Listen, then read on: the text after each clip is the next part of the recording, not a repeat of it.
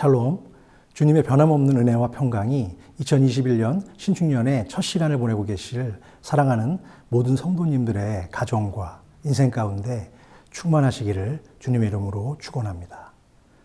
지난 한 해 우리는 그동안 전혀 예상하지 못했던 코로나 바이러스의 전 세계적인 확산과 그로 인한 어려움으로 인해서 영혼과 육체의 험난한 가시밭길을 걸어와야만 했습니다. 또한 앞으로도 그 길은 언제쯤 끝날지 어느 누구도 예측할 수 없는 상황이죠. 많은 전문가들에 의하면 다가올 우리의 미래는 코로나 이전의 시대보다는 더욱 불확실하고 불투명해질 것이 거의 확실하다고 합니다.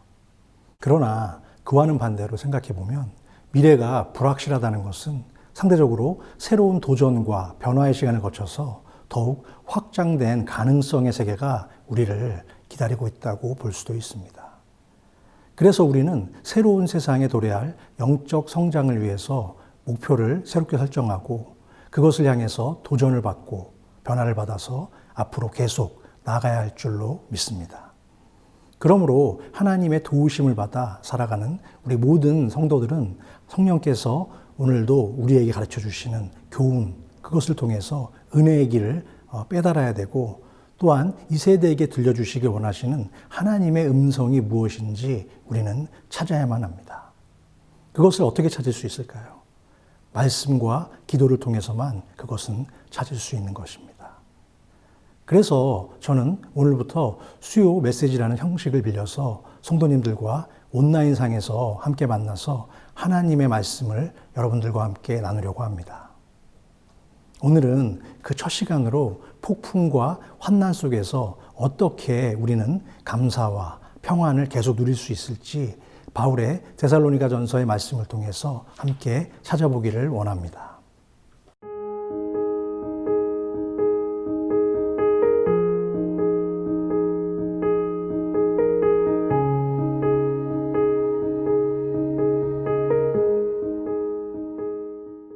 그럼 오늘의 본문을 함께 읽어보겠습니다. 또 너희는 많은 환난 가운데서 성령의 기쁨으로 말씀을 받아 우리와 주를 본받는 자가 되었으니 그러므로 너희가 마게도냐와 아가야에 있는 모든 믿는 자의 본이 되었느니라. 주의 말씀이 너희에게로부터 마게도냐와 아가야에만 들릴 뿐 아니라 하나님을 향하는 너희 믿음의 소문이 각처에 퍼졌으므로 우리는 아무 말도 할 것이 없노라. 그 당시의 모습이 담긴 초대교회를 살펴보면 대부분의 교회들이 큰 핍박을 피해갈 수 없었지만 그 중에서도 가장 많은 핍박과 환난을 받은 교회는 오늘 본문에 소개되고 있는 데살로니가 교회였습니다. 수많은 어려움 속에서도 그들은 자신들에게 닥쳐온 믿음의 정절을 지키기 위해서 최선을 다했습니다.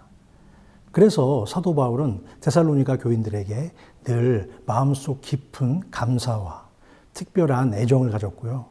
하나님도 그러한 데살로니가 교회의 성도들을 많이 사랑하셨음을 우리는 말씀을 통해서 확인할 수 있습니다. 본문 6절 말씀입니다.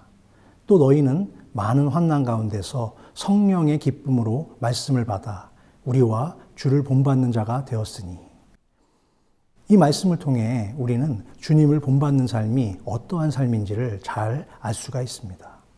그것은 간단하게 말하자면 환난 중에도 기쁨을 잃지 않는 삶이라고 말할 수 있겠죠.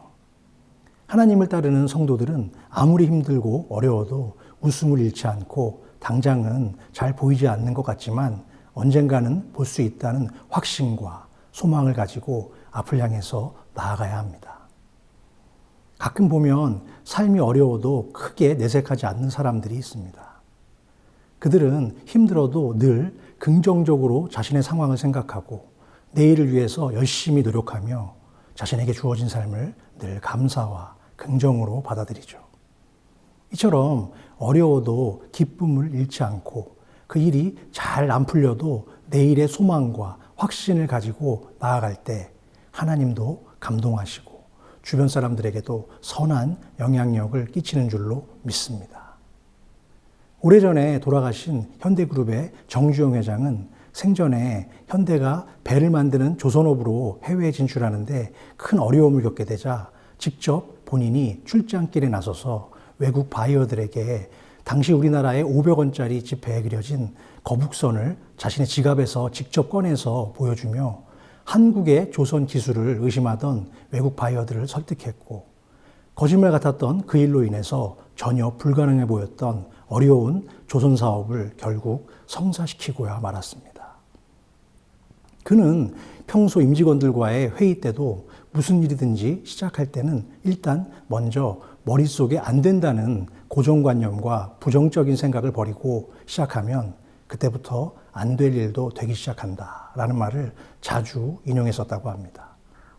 지금은 세계적인 글로벌 기업으로 성장한 현대의 혁신을 주도한 정주영 회장의 긍정과 도전의 정신은 결국 회사를 크게 성장시켰고 국가의 국제 경쟁력까지 상승시키는 놀라운 결과를 가져왔던 것이죠. 우리가 살아가는 동안 만나는 모든 일과 인간관계에서도 이와 동일한 원리가 적용되는 것 같습니다. 새해 첫 벽두부터 안 된다는 말을 자꾸만 내뱉으면 잘 될 일도 꼬일 수밖에 없습니다. 사람은 자신이 평소에 생각하는 대로 말하고 말하는 대로 살아가게 되는 그런 존재입니다. 한국의 특수부대인 특전사에 유명한 구호가 있죠. 여러분 기억나세요? 안 되면 되게 하라. 안 되면 되게 하라입니다. 우리는 신앙을 가진 영적 군인으로서 올해는 누구를 만나든지 간에 우리는 잘 되고 있습니다. 또한 잘 될 줄로 믿습니다. 그리고 작년보다 올해는 더 좋아질 거라고 믿습니다. 라는 긍정적인 생각과 언어를 사용하길 원합니다. 그렇게 긍정과 감사 그리고 기쁨으로 우리의 삶을 살아갈 때 하나님도 우리의 성숙한 믿음을 보시고 내가 차면 축복의 문을 활짝 열어주실 줄로 믿으시기 바랍니다. 계속해서 본문 7절에서 8절 말씀입니다. 그러므로 너희가 마게도냐와 아가야에 있는 모든 믿는 자의 본이 되었느니라. 주의 말씀이 너희에게로부터 마게도냐와 아가야에만 들릴 뿐만이 아니라 하나님을 향하는 너희 믿음의 소문이 각처에 퍼졌으므로 우리는 아무 말도 할 것이 없노라. 그 당시 마게도냐와 아가야 지역은 지금 현재 우리나라 전체와 맞먹을 정도로 큰 면적을 차지했었다고 합니다. 그런데 데살로니가 교회는 그 지역의 모든 자들에게 믿음의 본보기가 되는 최고의 교회로 소문이 잘 났던 것이죠. 이미 우리에게 많이 알려져서 모르는 분이 거의 없을 정도로 유명한 닉 부이치치는 선천적으로 팔과 다리가 없는 장애를 가지고 태어났습니다. 다리 쪽에 붙어 있는 작은 발가락 하나로 모든 일을 해야 하는 부이치치에게는 일상이 아주 작은 일조차도 매우 위험하고 도전적인 일의 연속이었지만 그런 자신의 삶을 통해서 그는 세상 사람들에게 희망을 주는 희망 전도자로 살아가고 있습니다.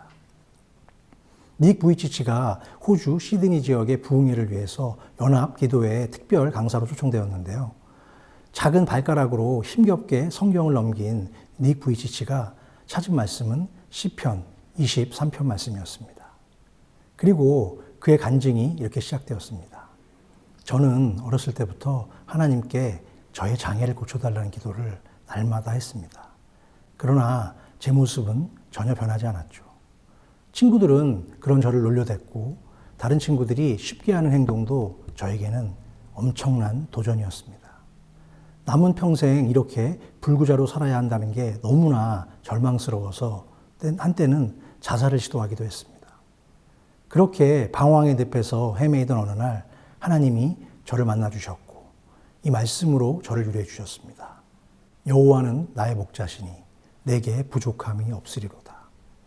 지금도 제 몸에는 팔다리가 하나도 남아있지 않지만 진리이신 주님을 만난 그 순간부터 제 영혼은 비로소 진정한 자유를 찾을 수 있었습니다.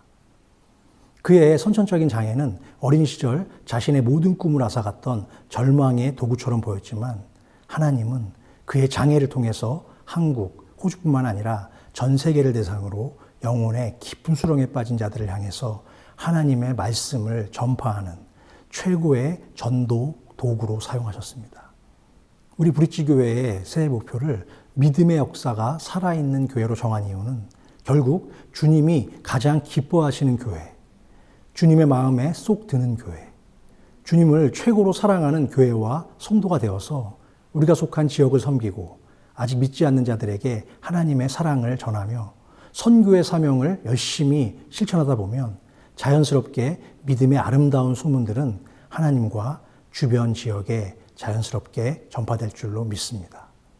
물론 그것이 결코 말처럼 쉬운 일은 아니지만 믿음에는 그에 따른 책임과 행동도 반드시 따라오기 때문에 우리는 늘 노력해야 되는 것입니다. 우리가 진정으로 하나님의 영광만을 생각하고 자신이 속하여 섬기는 교회를 주님이 최고로 기뻐하시는 교회로 만들고자 하는 선한 비전이 있다면 하나님은 반드시 저와 여러분들의 소원을 차고 넘치게 채워주실 줄로 믿습니다. 현재는 여러 가지 부족한 점들이 많아도 올 한 해도 주 안에서 최고의 성도가 되는 꿈을 꾸시기 바랍니다. 요사이 한국에서는 반려견이라고 부르는 애완견에 대한 관심과 애정이 많은 것 같습니다. 많은 사람들이 많은 시간과 돈을 투자해서 반려견을 키우는 데 사용하고 있습니다. 정작 비싼 진료비 때문에 주인은 아파도 병원에 한번 가는 것을 꺼리지만 자신이 사랑하는 애완견이 조금만 이상해져도 수시로 동물병원에 응급실로 데리고 가서 치료를 해주고요.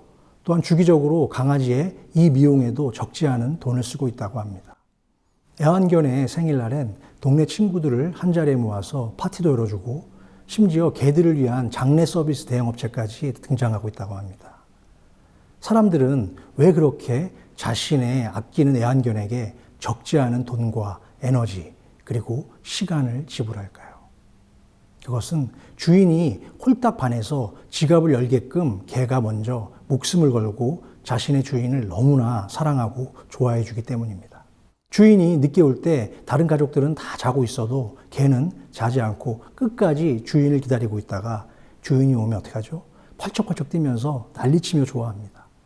코로나로 인해 바깥 외출을 극도로 조심하고 홀로 지낸 시간이 많은 고독의 시대에 주인에게 꼬리치며 환영해주는 모습을 통해서 개가 주인을 위해 자기 십자가를 지고 헌신한 것은 없어도 목숨 걸고 주인을 좋아해주는 한 가지라도 잘해서 그렇게 사랑을 받는 것이죠.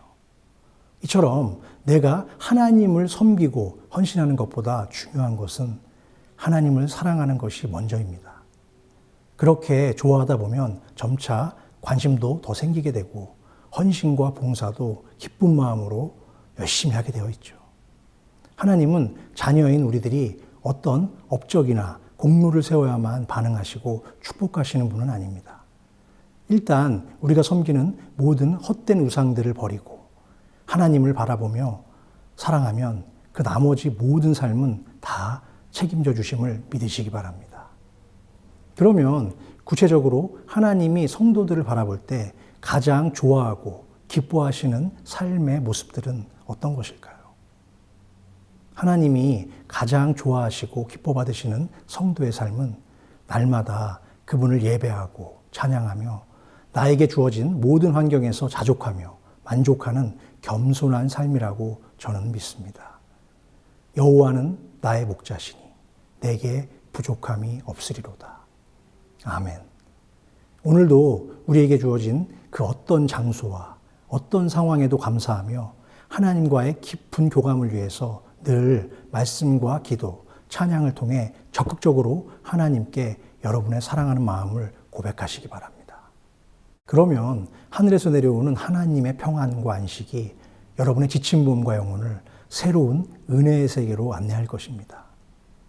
사랑하는 성도 여러분, 추운 겨울 코로나와 독감 둘 다 조심하시고 더욱 건강한 모습으로 다음 주에 또 찾아뵙겠습니다. 그때까지 안녕히 계십시오. 감사합니다.